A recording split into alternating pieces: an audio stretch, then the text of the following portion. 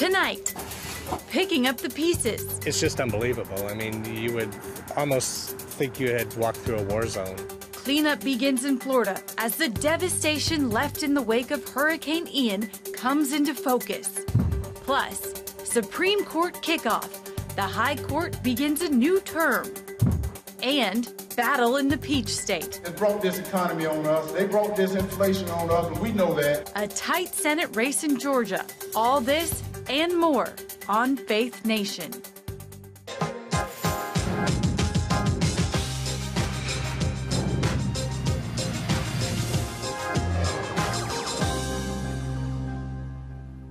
The cleanup begins in Florida and the Supreme Court begins a new term.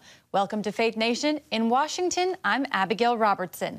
Tonight, the Supreme Court's new term is underway, and for the first time since the pandemic, the Marble Palace opened up to the public. On the docket this year, major high-profile cases involving race, election issues, and religious liberty. Senior National Affairs correspondent Heather Sells reports on today's new beginning for the nation's highest court in the land. A long-awaited sight at the High Court this morning, with people standing in line to hear oral arguments for the first time since the pandemic began in 2020.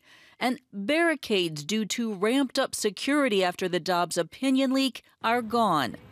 Last month, Chief Justice John Roberts admitted those two measures made for an unusual and difficult year. It was gut-wrenching every morning to drive into a Supreme Court with barricades around it. Perhaps even more concerning are polls showing the public's losing trust in the court. Last month, a Gallup poll found just 40% of U.S. adults approve, a record-tying low. Roberts addressed those concerns, saying it is always appropriate to critique the court's opinions, although he called out those questioning its legitimacy. I don't understand the connection between opinions that people disagree with and the legitimacy of the court. If the court doesn't retain its legitimate function of interpreting the Constitution, I'm not sure who would. Today, Justice Ketanji Brown Jackson takes the bench, marking a new first. The court now has 4 women justices.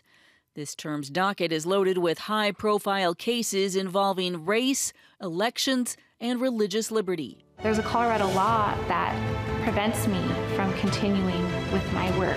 A Colorado wedding website designer is fighting a law that prevents her from refusing to work on gay weddings. Another case pits Yeshiva University, an Orthodox Jewish school, against a group of gay students wanting to form a campus club. One piece of unfinished business, the leak of the draft opinion of the Dobbs abortion case. Justice Roberts ordered an investigation, but there's been no update. Heather Sells, CBN News. Well, here with us now is Zach Smith, legal fellow in the Meese Center for Legal and Judicial Studies at the Heritage Foundation. Zach, thank you so much for joining us tonight on Faith Nation. I first want to ask you about this case in Colorado. How is this case different from the earlier Supreme Court case involving a wedding cake designer? And do you have a sense about how the court might rule in this case? Well, thank you so much for having me on. This is the 303 Creative case. It really is the next step after the Masterpiece Cake Shop case that the court has previously heard. And really, although this one has a lot of religious liberty implications, at its core, it really is a First Amendment free speech case. You know, part of the hesitation in some of the Masterpiece Cake Shop was, well, is cake decorating speech? Is it art? What is it? This one involves website creation. It much more squarely tees up the First Amendment free speech issues. And so I think it'll be very interesting to see what the justices do with this case. And regardless of the outcome, it will be a very important case both for free speech and for religious liberty advocates. And I also want to ask you about the Yeshiva University case. Does this present a conflict between freedom of religion and freedom of speech on campus? Well, it certainly seems to implicate the religious liberty interest of the administrators and students at Yeshiva University. This is a case that originally came to the court in an emergency posture. It had worked its way through the lower courts to some extent. It's still going through that process currently. But look, unfortunately, this is the conflict we're seeing more and more today. a conflict between what are supposedly neutral laws and the religious liberty interest of those who are subject to those laws. And this is a question the court, I suspect, cannot avoid for much longer. Now, the court is also taking up a major election law case. How could that case impact a state's ability to decide their own election laws? So there are actually two important election law cases the court will hear this term. The first one is Merrill versus Milligan. It involves redistricting out of the state of Alabama. The court's essentially being asked to decide whether Section 2 of the Voting Rights Act, as it was applied in this case, whether that violates the equal protection clause of the 14th Amendment. And how the court decides this case could have vast implications for the ability of states to draw their own legislative districts going forward. The other important election case is Moore v. Harper. It involves the so-called independent legislator theory. And really, the core of that case involves who has the authority, the final authority, to set election rules and procedures in a state. And so both of these will be very important, very momentous cases that the court will hear this term. Yeah. Well, Zach, thank you so much for joining us tonight and for your insights. I'm sure we'll bring you back on as we see how these cases play out. Excellent. Thank you for having me on. Well, now joining us tonight is one of the co-hosts of a popular podcast called Truth Over Tribe, who calls himself a recovering partisan tribalist. Keith Simon knows what it's like to put politics and party first, but he encourages Christians to find another way.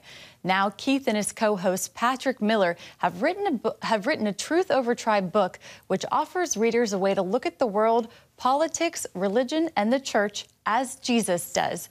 Keith, thank you so much for joining us tonight and coming on Faith Nation. I want to first ask you, in your book and on your podcast, you encourage Christians to pledge their allegiance to the Lamb of Christ instead of a political party. What should that look like? Thanks, Abigail, for having me on. You're right. I am a recovering tribalist. I thought that if we elected the right person, that was going to bring in God's kingdom, that was going to fix the problems that we have with our society. But everybody who's been around for a while knows that never quite works, that we can't put our trust in politicians, government leaders, or anyone other than Jesus. And when we give Jesus our loyalty, it means that we are able to criticize our political party, that we can say, I might identify with a Republican or a Democrat or a different party, but I don't think that they have a monopoly on the truth. And I'm sure not going to break my friendships with other Christians. I'm not going to choose my church based on where it stands politically. I'm going to follow Christ and his kingdom and realize there are going to be people in his kingdom who are part of different parties and have different perspectives than I do. Mm-hmm. And in your opinion, how is tribalism hurting the spread of the gospel right now? And as you just touched on, relationships between family and friends? Well, right. Everybody is anxious right now because we're afraid to say the wrong thing. Everybody's kind of fractured, not just in the wider society, but inside our church. And if we in the church are letting politics tear us apart, then we've lost our witness before a watching world. But if we can show that our loyalty to King Jesus is greater than our loyalty to these political parties, we can be a model for our country about how to find unity and how to find healing. The church needs to be Christ's ambassador, not the ambassador of a political party. Mm-hmm. And you describe the church you pastor as politically diverse. So what kinds of things does your church do to keep political issues from dividing the congregation? Well, first, we say that we're part of Jesus's tribe, and Jesus's tribe is the only tribe that welcomes everybody in. It doesn't matter what your race, what your politics, how much money you make. Everybody is welcome to come in and be a part of Jesus's tribe. And he tells us to lay down our lives for people outside of our tribe, to show love and respect, to pray for those who are our maybe political enemies. And what we've tried to do as a church is say we are going to be aggressively kind, aggressively generous to the people in our community, in our world. A couple years ago, we raised over $450,000 to pay off more than $50 million in medical debt to 38 counties in our state.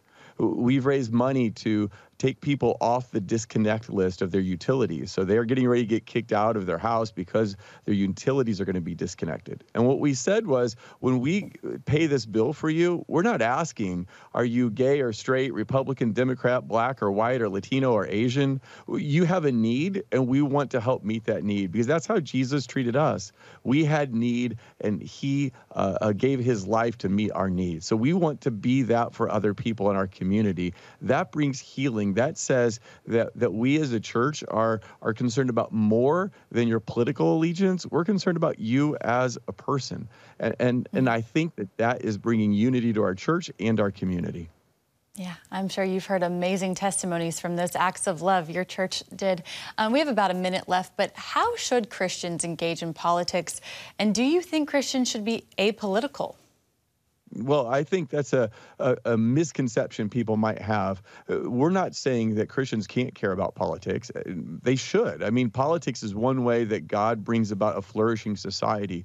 And everybody can have their opinions and have their candidates that they support. That's fine. In fact, it's probably good. But what we can't do is say that our political allegiance come before our allegiance to Christ. That we have to say that no political party has all of Jesus's truth. The Republican platform or the Democratic platform does not contain Jesus's platform. He's the king. He doesn't want to be president. He's got a bigger platform, a bigger agenda than any political party that is active in our day. Yeah. Well, Keith, we're going to have to leave it there. Again, his new book is called Truth Over Tribe, and I wish you great success in this book release. Thanks for coming on. Thanks for having me. It all comes down to this. Coming up, why Georgia's Senate race has all eyes on the Peach State.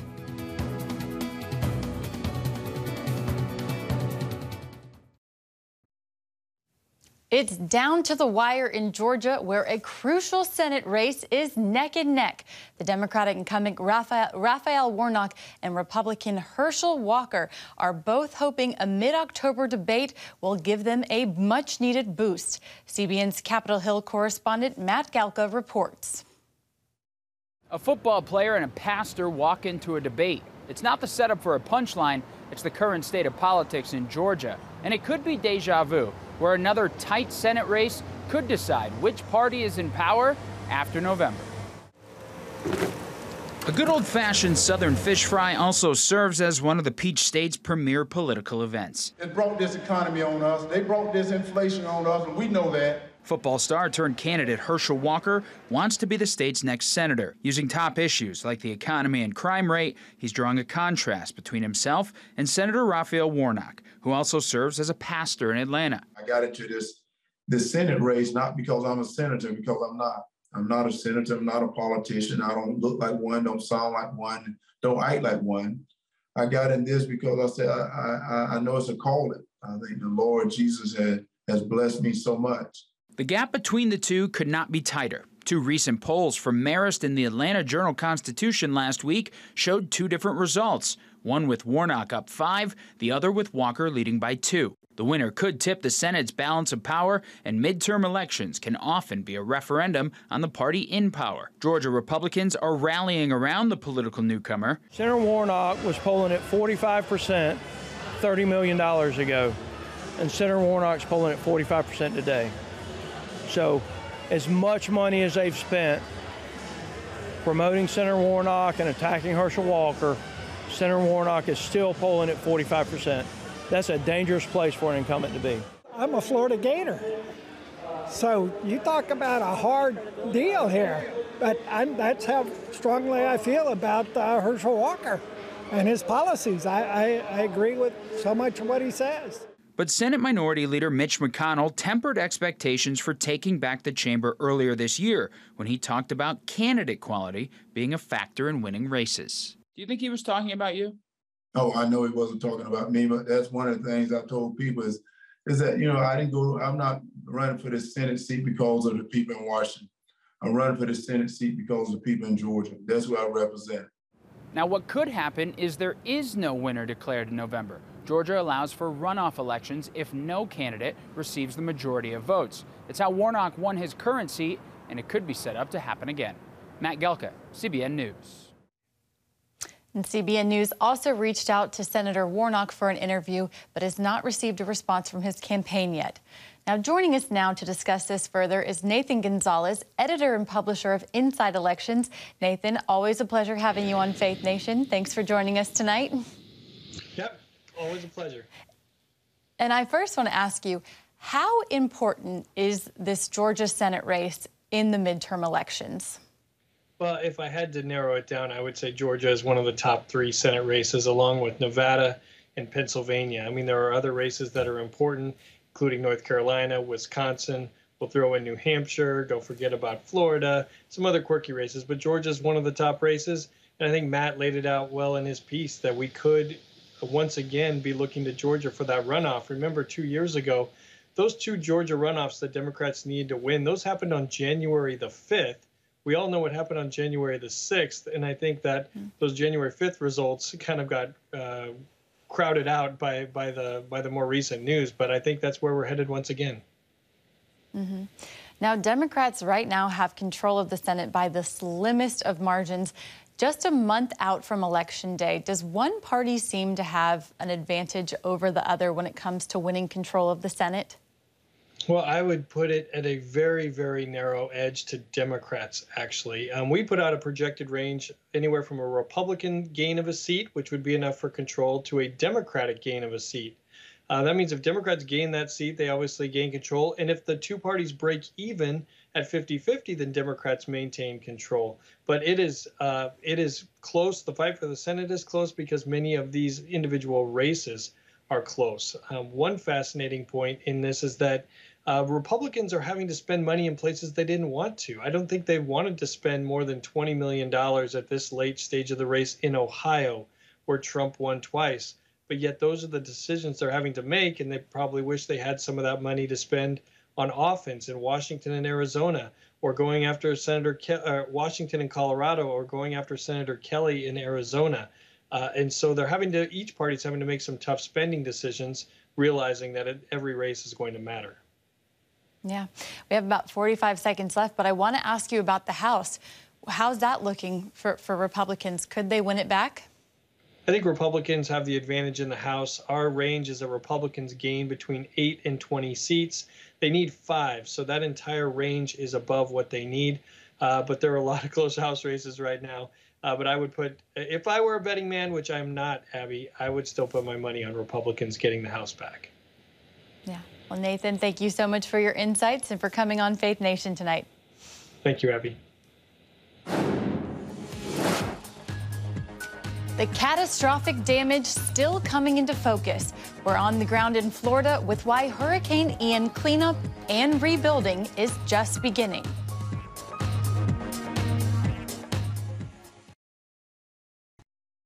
Like a war zone, that's the unbelievable devastation folks in parts of Florida are facing in the aftermath of Hurricane Ian. At least 76 people are confirmed dead as rescue crews continue their search for survivors. So far, more than 1,600 people have been saved. Brody Carter is on the ground in Fort Myers, where survivors are desperate for help. I'm here at the Legacy Marina. Take a look at some of the damage over here. The storm surge washing ashore these boats right on top of one another. The cleanup here is just going to be enduring for months. Now, the good news is Operation Blessing is on the ground. They're distributing much needed supplies. They're going to be help rebuilding, helping those restore their hope, the ones who need it most.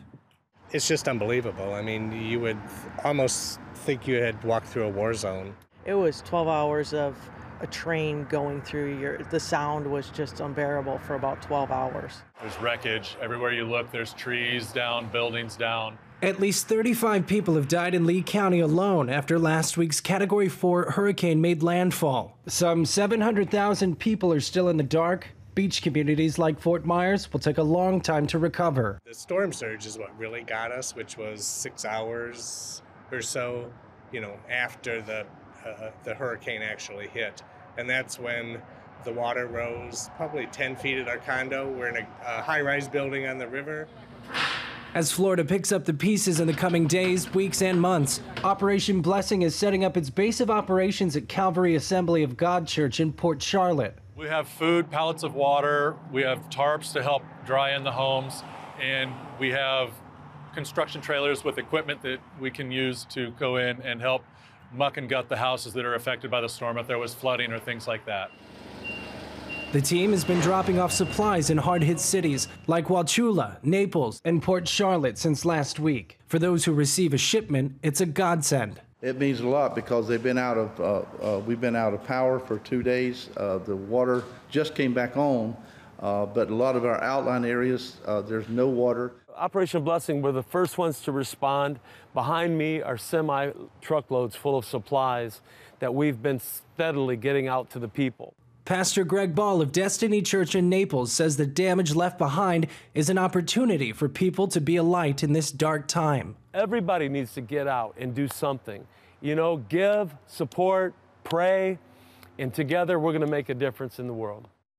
Back here in Fort Myers, insurers estimate that this storm could have caused upwards of $47 billion. Now, if that's the case, that would make this the most costly storm for the state of Florida in its history. I'm Brody Carter, CBN News. To help with Operation Blessing's disaster team and its relief work in Florida, please consider giving to the relief fund. You can call 1-800-700-7000 or text OB Crisis to 71777. For more information, you can check out the CBN website, cbn.com, or the Operation Blessing website at ob.org. Well, coming up, in Hurricane Ian rescues, no person or pet is left behind.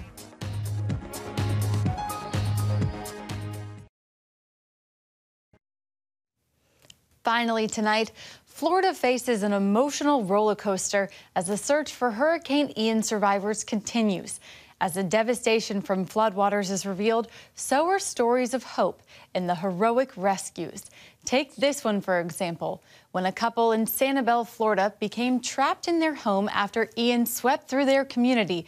The United States Coast Guard came to the rescue, airlifting both the couple and all of their cats to safety.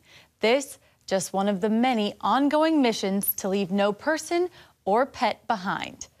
Well, that's going to do it for tonight's Faith Nation. We hope you join us back here tomorrow.